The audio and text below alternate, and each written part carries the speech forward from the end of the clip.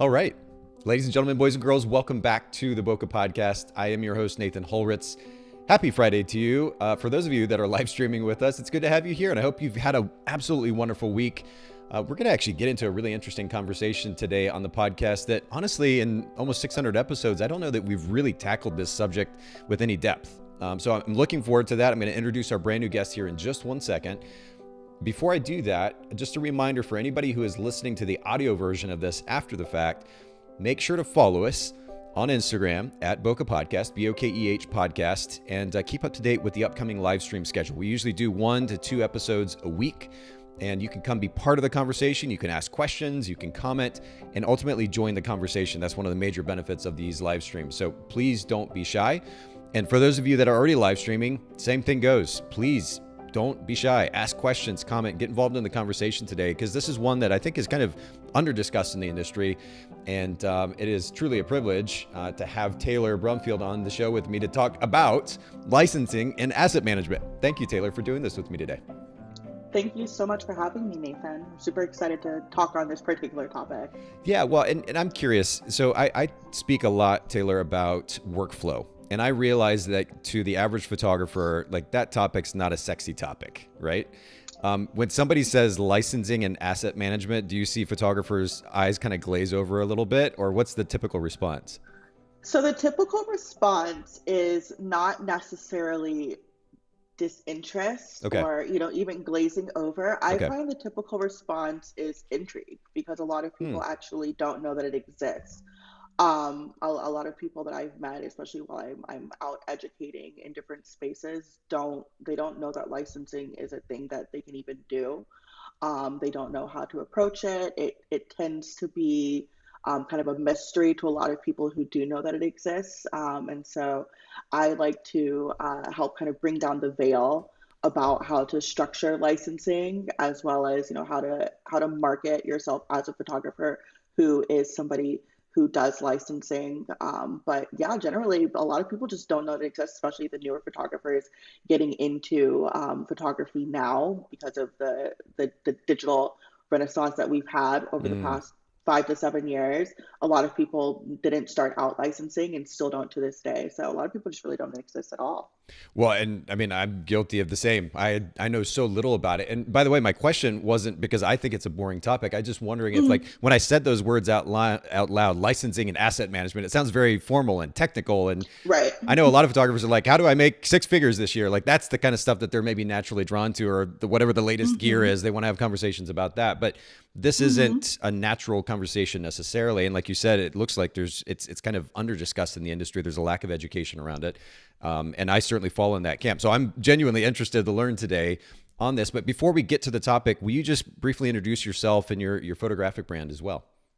Sure. So again, my name is Taylor Brumfield. I am a commercial product and beauty photographer based out of Woodbridge, so Northern Virginia, right south of DC.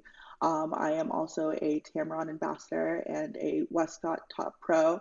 And I like to also think of myself as an educator, going around teaching about the different things that as a commercial photographer I get into and how I structure my business and work as a commercial photographer in this industry.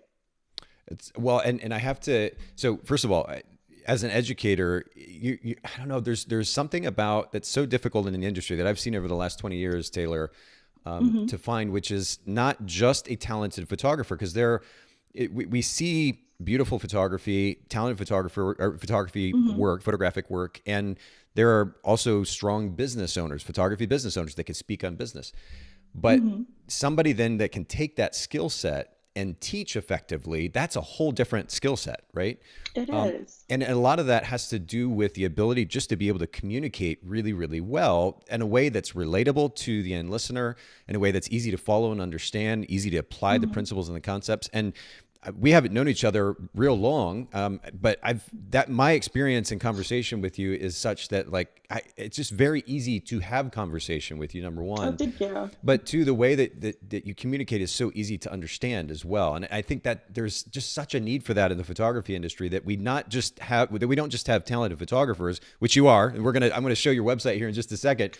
But then somebody that can effectively teach the principles behind what has enabled them to build the business that they have. And so I have to give you major props for that as well. I appreciate it. Thank you, Nathan. Oh, 100%. And Sue is saying hello from Sun Valley, Idaho. Sue's listening on YouTube.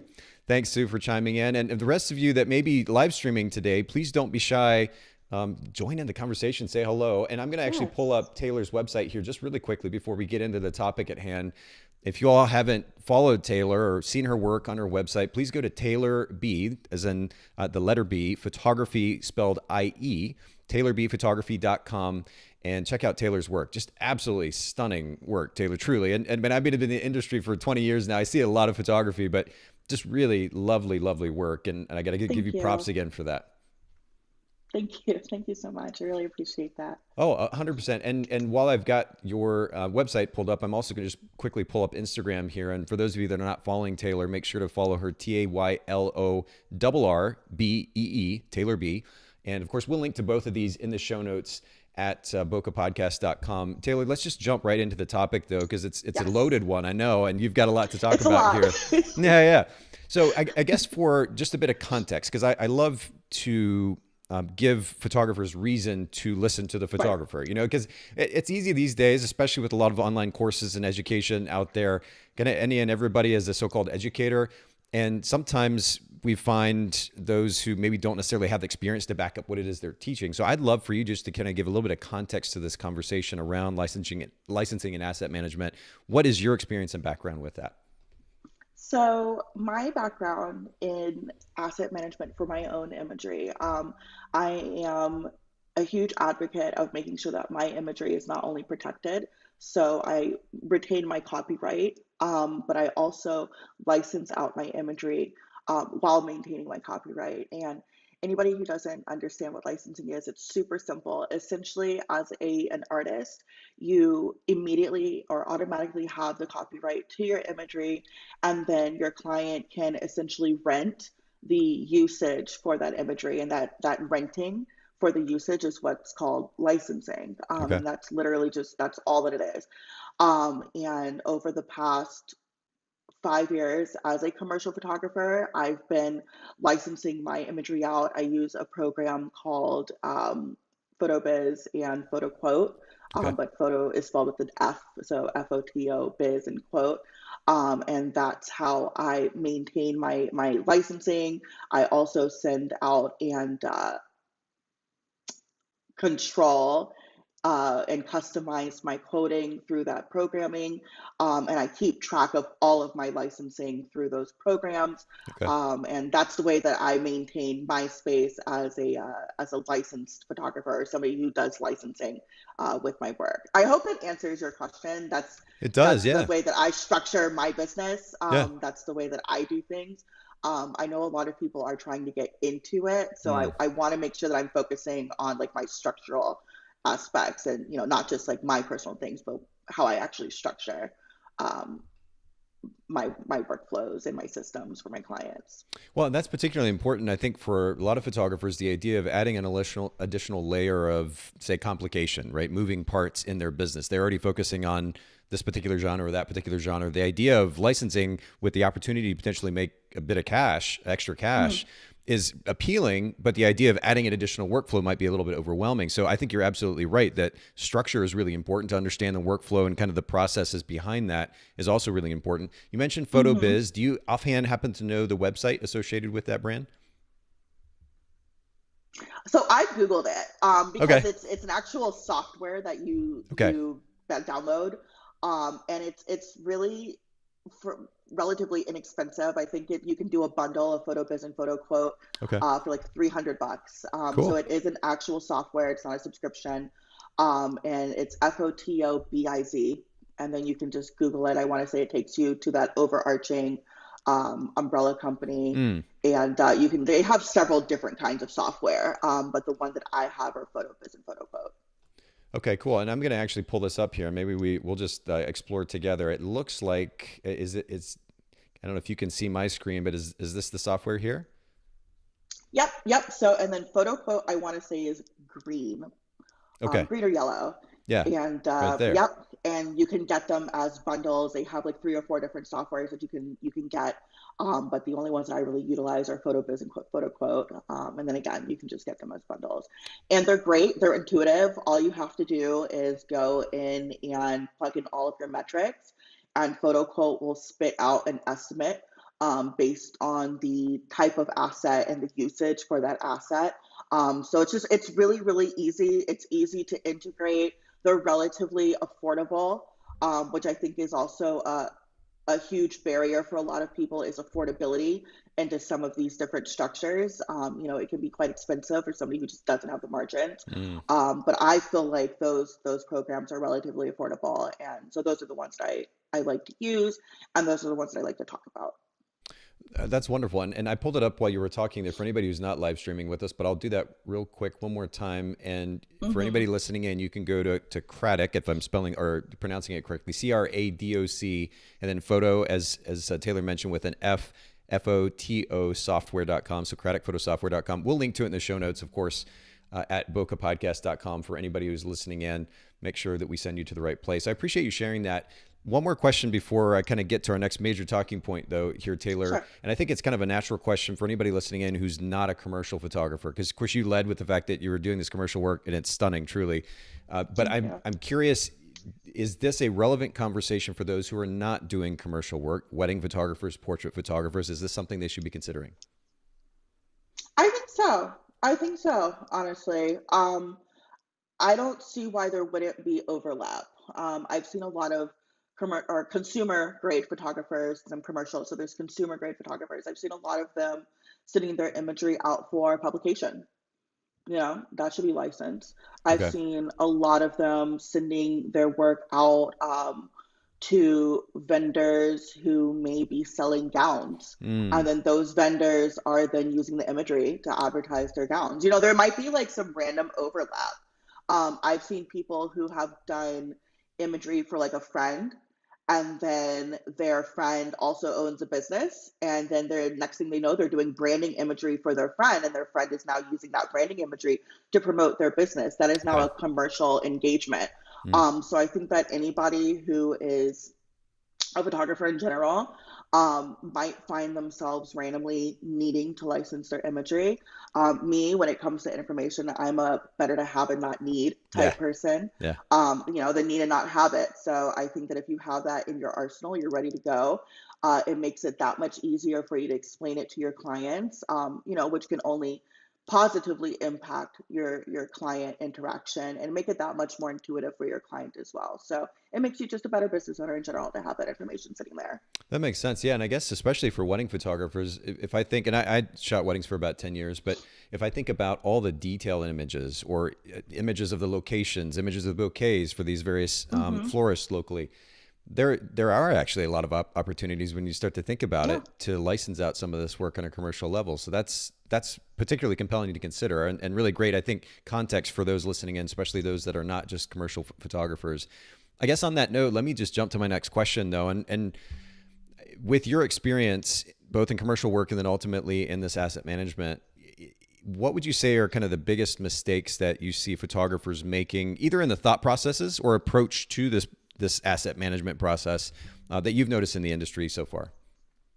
So the first thing that I've seen is when I explain what licensing is, I think that a lot of people want to level up their business and go to the next level in terms of charging or upping their pricing or starting to do licensing.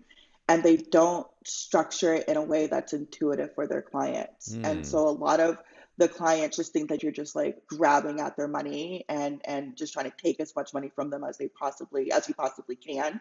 That doesn't really set a good rapport with your client. Your client is less likely to come back to you if they feel like you're just skimming them for money.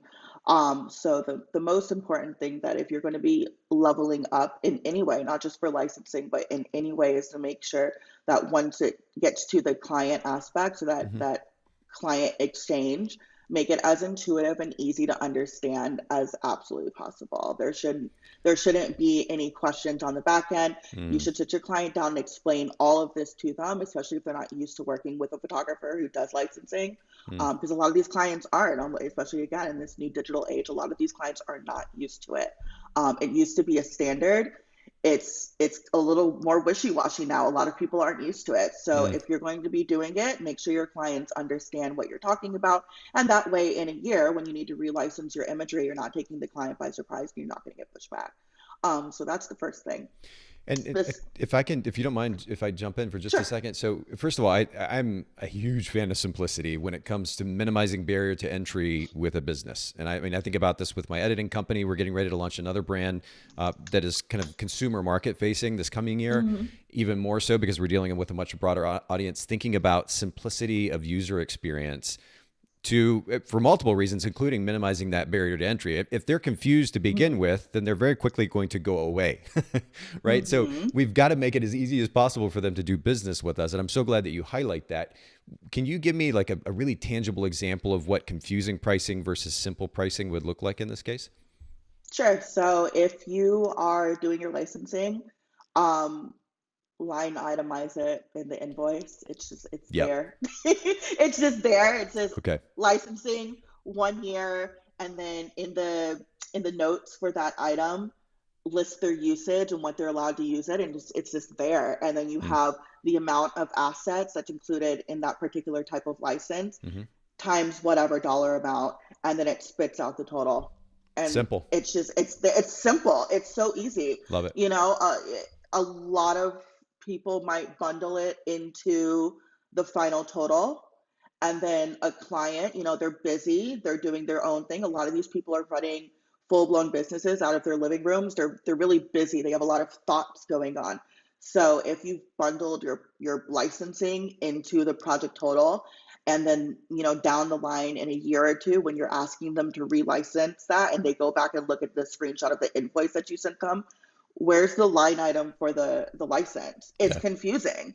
And then 2 years or a year down the line, when they've been doing other stuff, so they're confused. So a year down the line, when you eventually like, oh hey, by the way, it's time for you to relicense that imagery, they're like, well, what are you talking about? Right. They don't know what you're talking about, and it's confusing to them. They feel like you're grifting. Right. It's not a good client interaction at that point. You're messing up your rapport. Whereas if you had just set that expectation to begin with, and it's its own line, its own line item, it doesn't leave us much room for confusion. And you've set the expectation, you've set that rapport, and the client isn't as confused on the line. Totally makes sense. Okay, so I'm taking notes. I told you I would beforehand, but I'm taking notes here, old school in my notebook. So the first kind of mistake that you see photographers making in this regard then is confusing pricing. And not only is it a barrier to entry as far as doing business, but then, like you said, you're not, as a photographer, actively managing expectations effectively. And that can be super inhibiting to creating a really great client experience. So this is really great. Okay, take me to number 2, if you will. So number 2 is just going to be managing those licenses. If you're like me and you're shuffling around multiple clients in a month, some of these clients are repeat clients. There's different kinds of like client structure. So some of these might be retainer, some of these might be long-term, some of these might be referral, whatever the case may be.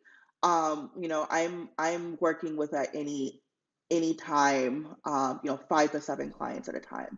And then some of them may be products, some of them may be beauty. It might be a blend of both. So I have several different kinds of license and usage that I might be shuffling through as well. And if you're like me, or your business is larger than mine or even smaller than mine, you need to create a system for maintaining those licenses and keeping track of them, because everybody's license doesn't renew on the same day every single year. And some people have longer, some people have shorter licenses. So that's again why I like to have like nice software to keep track of these licenses. When I was a little baby photographer and I just didn't know any better because I was learning as I was going, I was actually keeping track of a lot of this stuff in just an Excel worksheet. And that was cute for a while because I didn't have the client volume. Right? I didn't have the client volume. So like it was cute. Fine. And it was fine. It was fine. But as I expanded my business and things just started getting bigger, I started working with teams. I started, expanding internationally. I needed a more comprehensive way to keep track of everything. And so that's why I started investing in my subscription, started Mm, investing in my software to keep track of that. I know it can seem expensive, but mm. honestly, the time that you're no longer using keeping track of all of this and doing all of this back end work to keep track of things and you're automating it, that automation saves you time and so it saves you money. And you'll actually start to be able to afford some of this stuff. It can definitely seem expensive on the front end as you're starting to scale. Mm. But it starts to save you time and Oh, it yeah. makes more sense as you go along. Yeah. So invest in good software to begin with. Don't suffer with the Excel spreadsheets like me. That's so funny. Jill, who produces our show, I give her a hard time because she loves spreadsheets.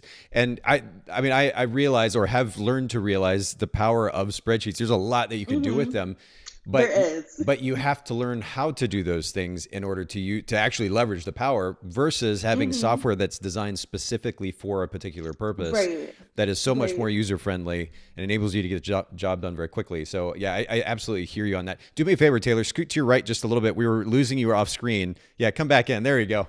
Sorry. We got you. No worries. I just want to keep you on screen. Okay, so first mistake that you've seen photographers make is to run with confusing pricing. Maybe the second mistake we could categorize just simply as not effectively managing their license in an Right. organized way. Mm-hmm. Because I can imagine, like, do you know offhand how many different types of licenses you're working with? There's probably a lot to keep up with. It's like infinite, honestly. Like Yeah. every single day, I'm getting some new permutation of usage because Okay. there's so many different ways that assets can be used now. And I offer several different kinds of asset, Okay. So it's literally like a permutation of like, oh, okay, so you get a stop motion, but your stop motion is beauty, but then we're also doing some product stop motion.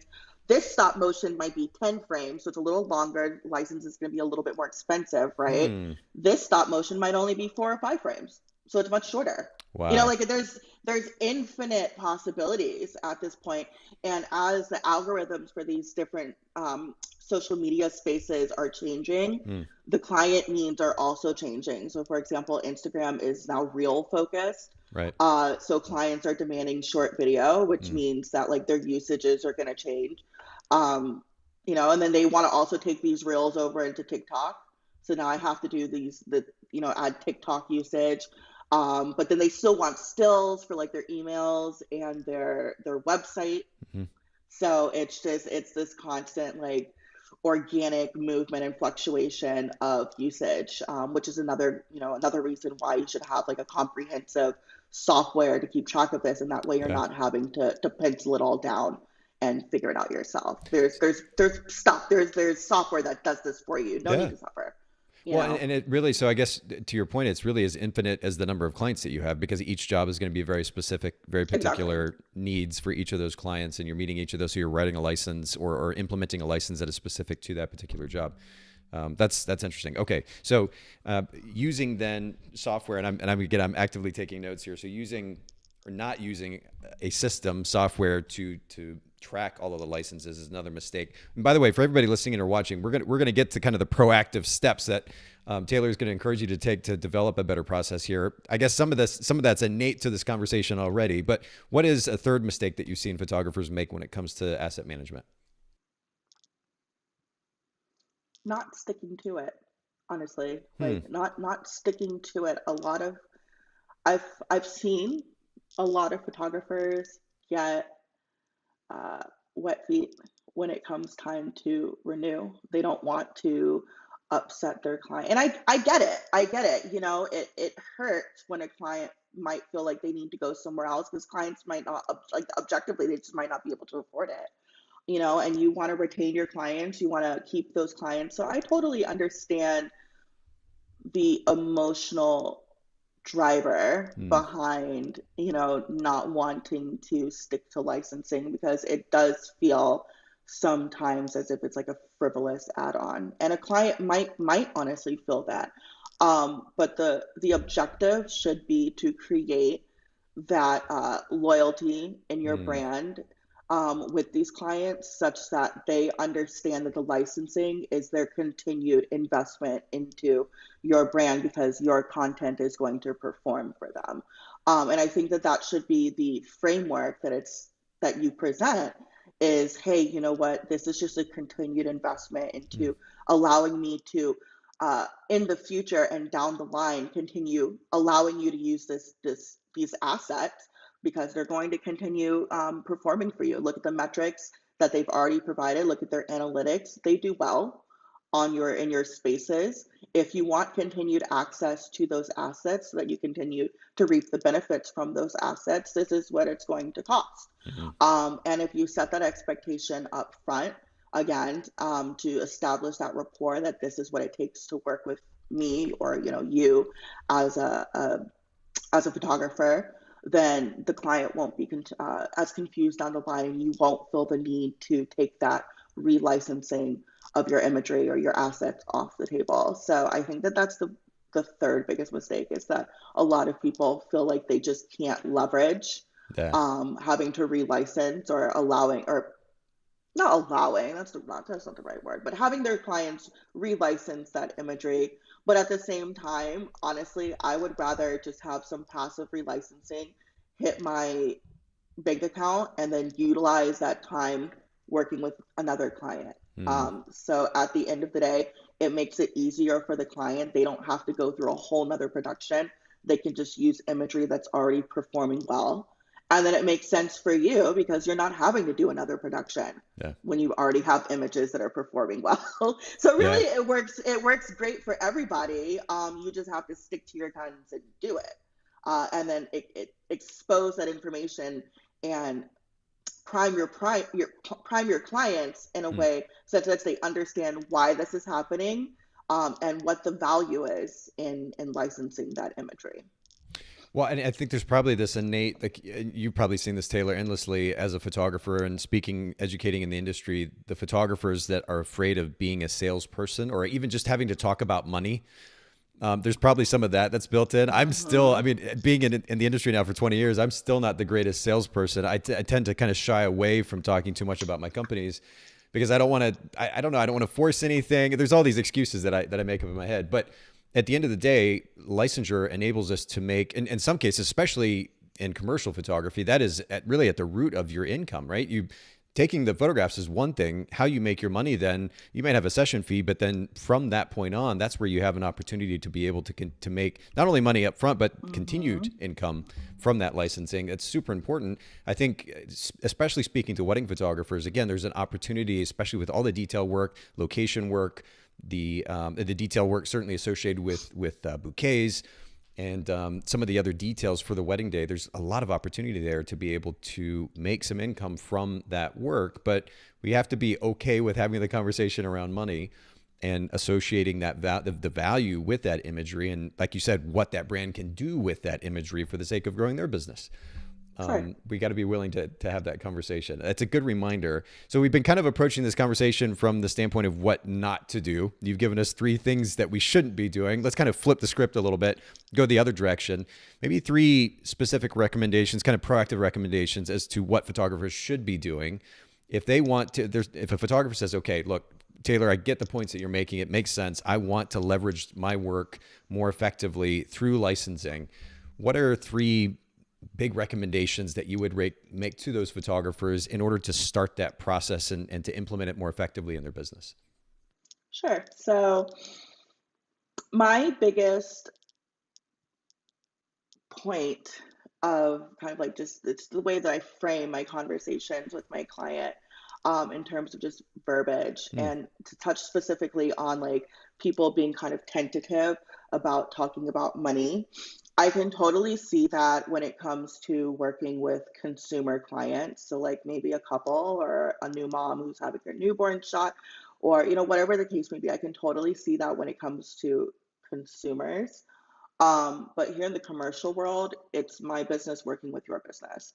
And so when I'm talking to a client, that's the verbiage that I'm using. I'm not saying photos, I'm using the word assets because they're going to leverage my assets that I'm creating for them. They're going to leverage that to make more money.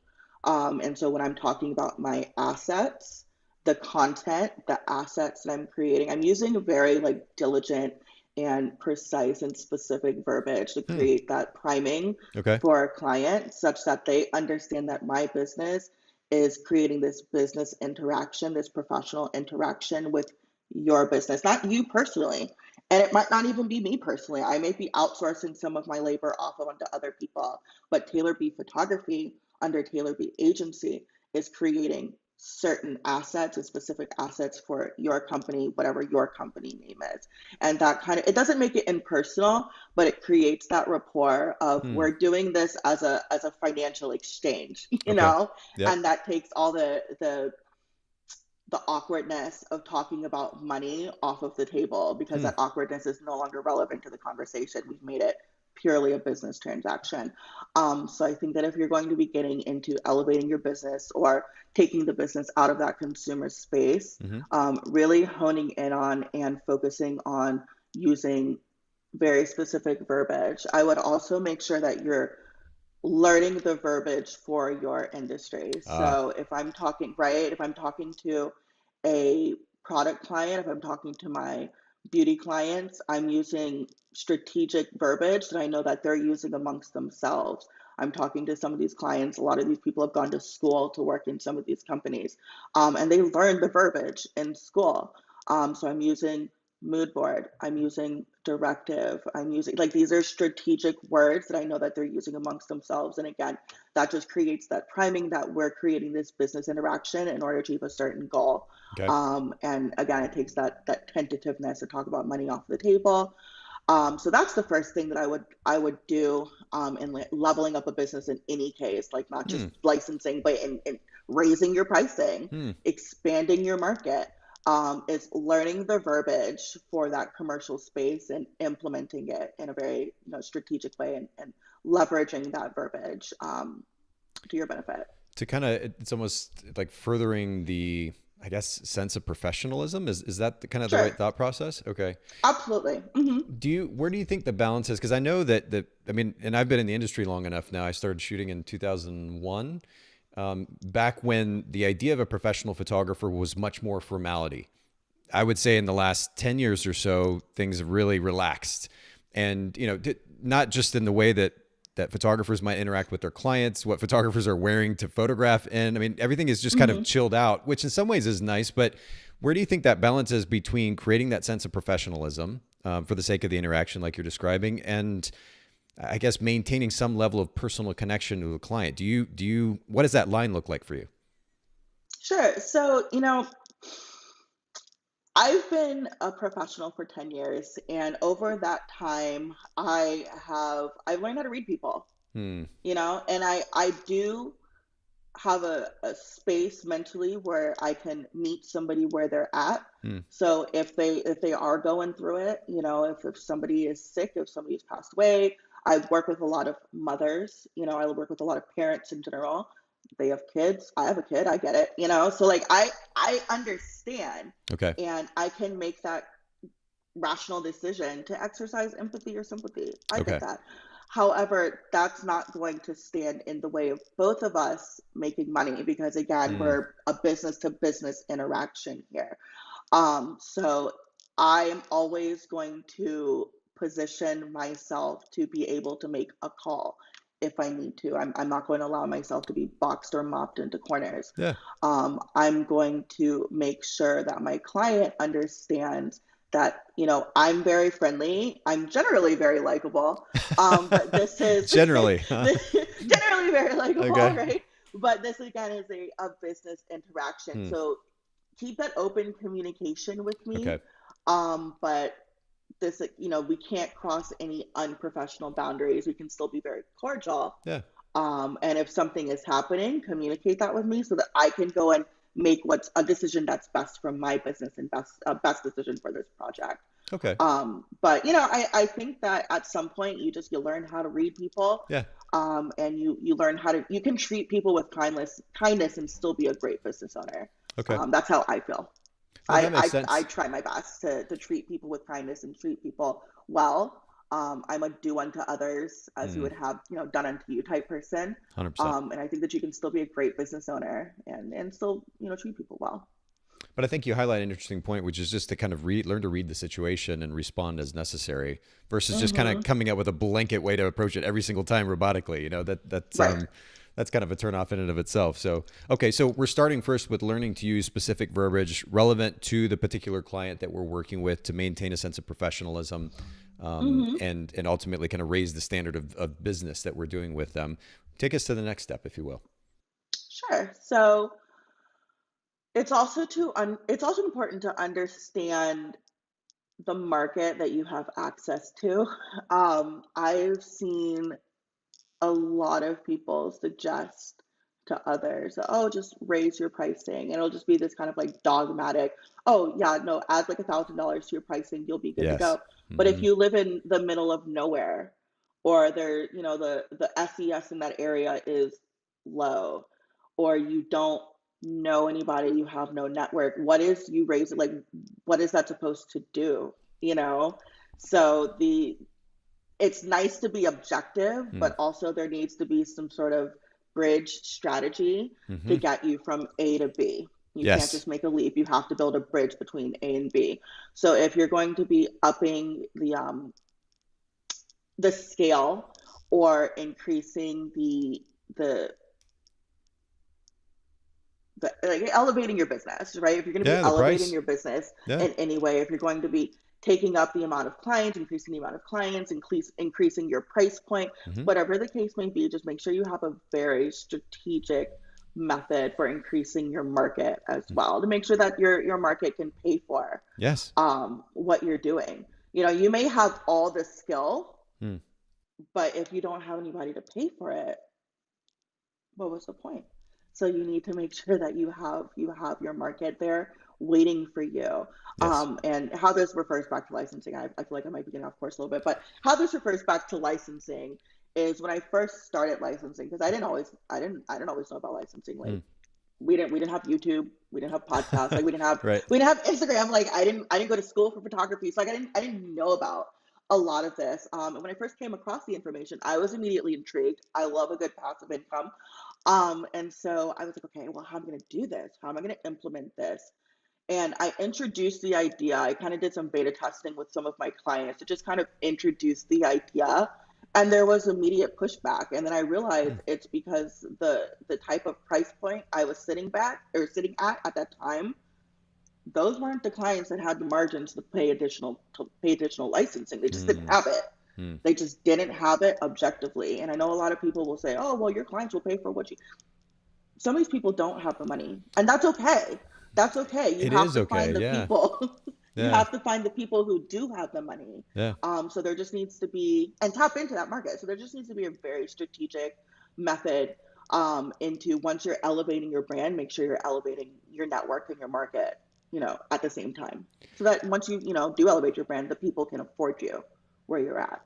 I'm so glad that we're getting into this conversation about licensing today, because it is one that is certainly under discussed on our podcast and I think in the industry in general. But honestly, Taylor, if we only took the last 5 minutes of what you were saying from this podcast, we clipped it, and that was our podcast episode today, it would be absolutely invaluable to all photographers, new photographers, established photographers, because you highlight something that is yet another issue in our industry as it relates to the amount of awareness around the topic.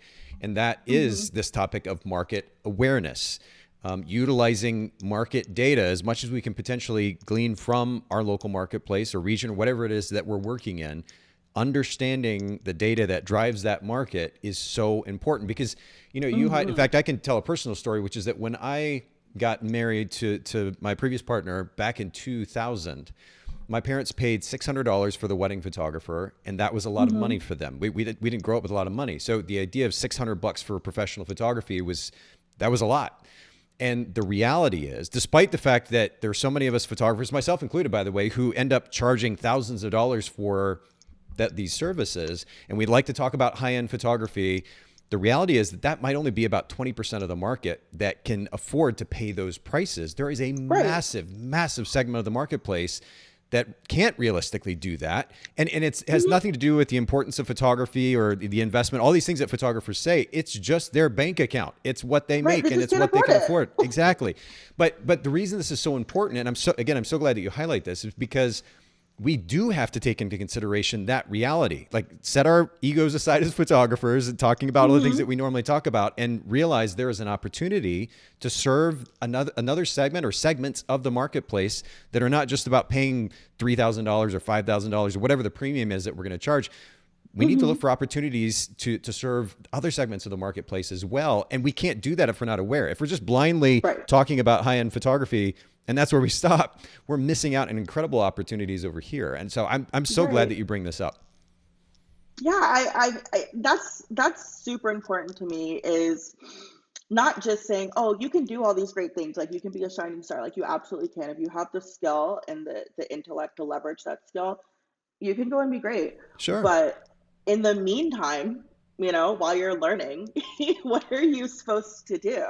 And I see in different social spaces, a lot of people will be like, oh, well, you're charging too low. But that might be what their market can afford. Yes. And in the meantime, they have to feed a family, while they're accumulating more skill 100%. and they're accumulating a new market, they have children to feed. So there has to be some bridges. Yeah. In order for people, like, it can't just go from A to B. We have to create like a comprehensive method for people to start going up the stairs. You can't just jump, from the bottom to the top. There has to be like a step-by-step way for people to start leveraging their skill set. Because, the reality out here is that a lot of people are struggling right now. Yeah. Folks got families. So it's very important that when we're talking about these topics, that there's just kind of a comprehensive method to get from A to B. Yes. Well, and I would even, I would push even further into that and say that, yeah, while the idea of, let's say, photographing portrait sessions or weddings for a lower price point, it's normally used as a stepping stone for photographers as they build up, certainly. What I've been suggesting for some time is that photographers realize the opportunity, some photographers who have the discipline and understand the importance of systems, that they might be able to build businesses that can photograph lower end weddings. And I hate to even use that phrase, just weddings at a lower price point, that at scale, right? Because the reality is, if a photographer is going to shoot, let's say $800 or $1,000 or $1,500 weddings to make a living, they're going to have to do that, 80, 100 times a year. That's tough for one person to do. So now we have to start thinking about systems that make the workflow more efficient. You have to think about hiring second photographers or third photographers to help manage that workflow. It's a lot to consider. So I realize, and I understand why most photographers don't go there, because it's a lot of work and it takes a lot of discipline. But there is just incredible opportunity. The data that I've seen, Taylor, I don't know if you've seen this, but and this is, again, wedding photography specific, but about 20% of, actually about between 20 and 30% of the weddings photographed in the US are photographed for $2,000 and above. That means roughly 60 to 70%, just to be kind of conservative about it, of weddings photographed in the US are photographed underneath that $2,000 mark. And everybody's talking about $4,000, $5,000, $6,000, $10,000 wedding photography. And that's great. Don't get me wrong, but there's just this huge segment of the market that's available for business, and they can't afford. How do you leverage that? What do you do with that? Yeah, exactly. But without that awareness to begin with, just to go back to your point, without that awareness, we can't go anywhere with it, right? So developing awareness about how our market is functioning and looking for the opportunities in that. That was a very long way to say that, looking for the opportunities with awareness. That it's so important to develop awareness about the data, not just with your business, your finances, but also the marketplace you're working in, to be an intelligent business owner. I'm just so glad that you highlight that. It was a very long-winded response on my part, but I'm so passionate about this. Yeah, I'm so glad you highlight it. Okay, so no worries. Number one, we talk about learning to use specific verbiage in the context of doing business, and of course relevant to that particular client. Number two is it's important to understand the market in general. Develop a certain level of market awareness for the sake of making intelligent decisions regarding the brand and pricing associated with that brand. And then what would be number three? One more time. What was the original question? I'm so sorry. Oh, no. I'm just maybe just one more suggestion or recommendation to photographers as they're considering developing a licensing process for their imagery. And most photographers just don't really even know where to start. So you've already made a great number of suggestions. You have one more just to kind of throw into the mix. Okay, thank you so much.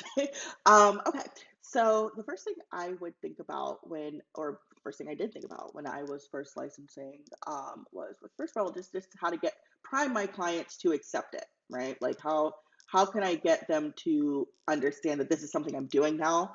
And the first thing I did was I just completely rebranded, and I sent out information to my existing clients as well as people who I knew were interested or sitting on my wait list.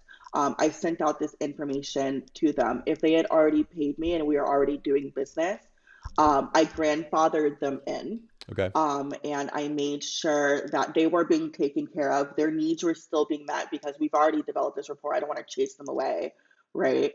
Uh, so I grandfathered them in, and then I let them know individually that after a certain amount of time, that the new content that we would be creating would require licensing. So the content that I had already created for them, it would not be fair to then go back and renege on that original agreement and require licensing. That's not fair to them. Sure. And that's honestly my fault for not knowing the information.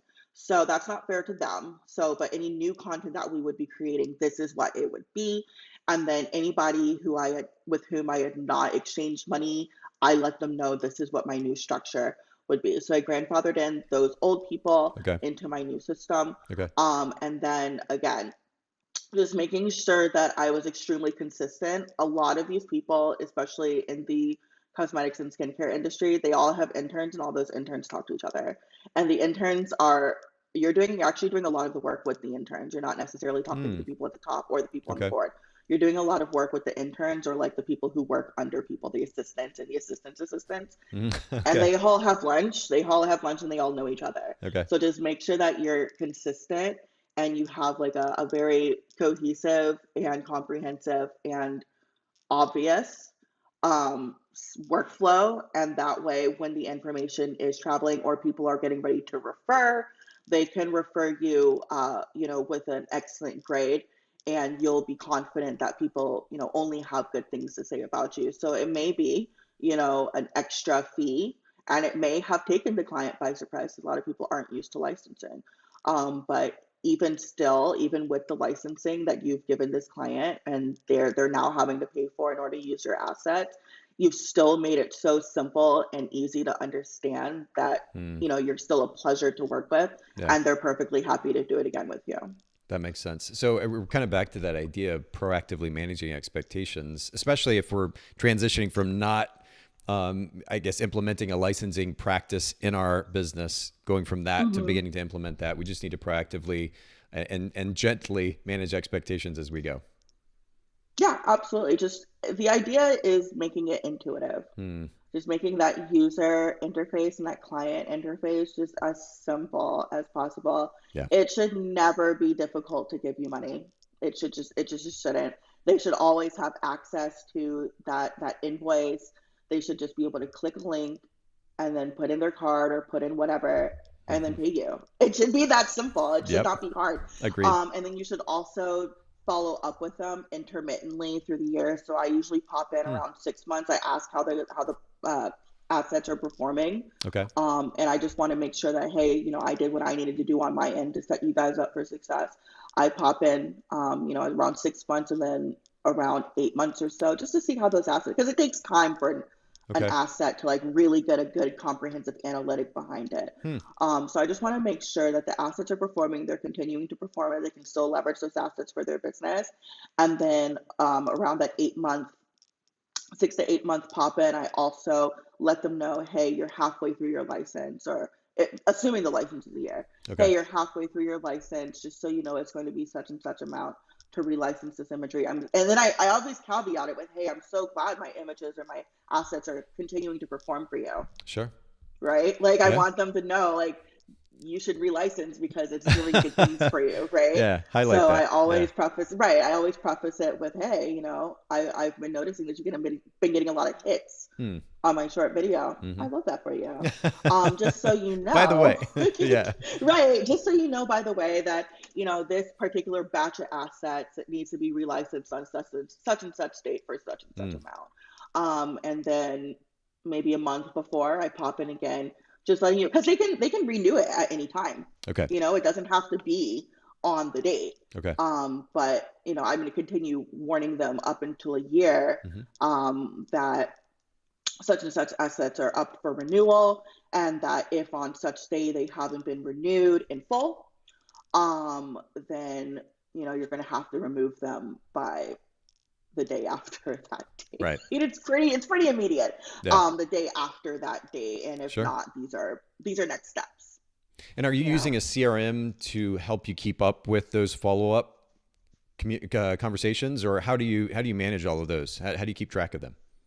So that's actually what I like about PhotoBiz, actually. Is it helps you keep. So Photo Quote is how I get how much I'm going to be licensing the asset for. Okay. And then PhotoBiz, which is its sister software, that's all I use it for, because I actually use another company for like all of my CRM stuff besides my licensing. The only reason I specifically bought PhotoBiz and Photo Quote were for the license attributes. Got it.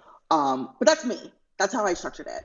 That's great. That's not gospel, but that's how I structured it. So PhotoBiz is what I use, and it keeps track of the license. It keeps track of how long each license is for. Perfect. And it sends me a little alarm when things are up for renewal. And then I just have it written in my planner as well, because I like to write things down.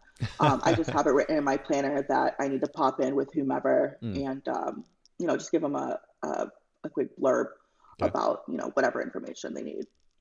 That's great. I mean, again, and I know I was giving you props up front, but even more so now as we're finishing up the conversation today, the way that you've explained all this is so simple and easy to follow. And yeah, especially for myself, just like, where do I even start? I have no idea. And you're very gracious to say that your suggestions aren't gospel. And I get the point, but at the same time, I think photographers sometimes just need somebody to come along and say, hey, do this, this, this, and this. And it gives them at least a starting point. They can always make adjustments and modifications down the road for their own business sake. But giving somebody a place to start, I think, is a really great thing. And this conversation, this advice has been so simple and so practical. Sue chimed in from YouTube. She said, I appreciate the realism regarding your specific market. I hear so many people urging high prices. Where I am now can support that, but if I were to move, I'm not so sure. And yeah, again, that highlights the importance, Sue, and I'm glad you bring that up, of developing that market awareness, one of the very important principles that Taylor has shared today. Thank you so much for making time to do all of this, to share in such detail. Will you remind our listeners too where they can find and follow you online? Sure. So the easiest way to get to any of my social media portals is through my Instagram at Taylor B. It's going to be spelled TaylorBee. And then you can find everything else I do from there. And I've popped this up on screen for anybody who's live streaming. Of course, we'll link to this in the show notes at bokehpodcast.com. But yeah, on Instagram, TaylorBee.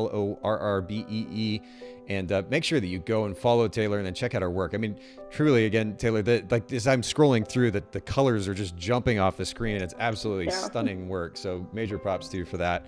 And thanks once again just for sharing really practical, simple, actionable advice for our listeners today.